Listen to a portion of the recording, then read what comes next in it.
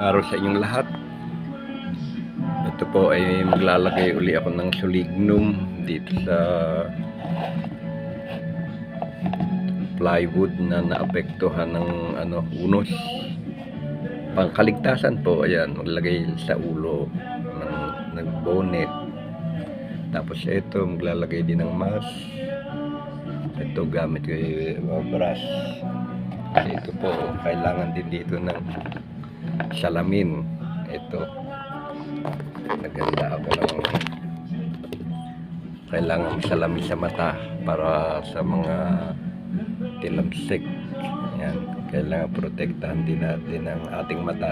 Yan ang nakalagay naman to dito sa bote, yung direksyon. Saka ito, maglalagay ng mask para protektahan ang ilong.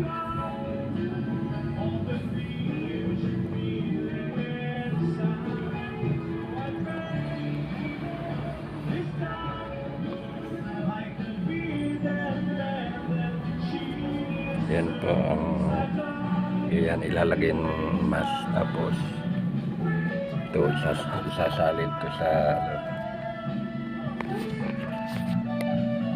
yan, dito ko ilalagay para i-apply na dun sa kahoy.